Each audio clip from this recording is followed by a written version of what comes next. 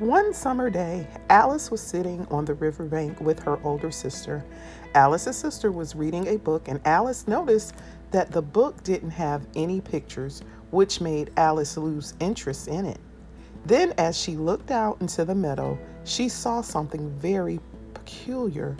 She saw a large white rabbit running past her, looking at his watch, saying, "Oh dear, I shall be too late."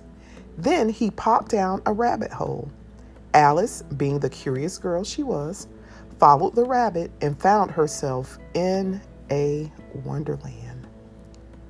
She met some interesting creatures, including the King and Queen of Hearts, the Hatter, and the March Hare. She found that many creatures in this land didn't have the best of tempers and didn't want to try to help Alice figure out where to go and what to do. When Alice was in this land, she expected the unexpected and didn't think much of the unusual occurrences. As much as Alice thought it interesting being with these strange creatures and trying to get along with them, she wondered when she would return home to her normal life, or if she would. We are all just like Alice. We would like to return back to our normal life. But in the meantime, we must hang in there. We must continue to fight.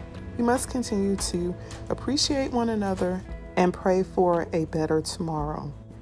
I would like to welcome you to the spring afternoon tea party for Alice in Wonderland. Thank you so much. Let me introduce to you the host of this collaboration, starting with Glamour Ellen from Glamour Ellen, Antoinette from Decorating Aunt's Place, Candy from DIY Designs by CCW, B from Elegant Designs by B, and Grandma Sandy from Grandma Sandy.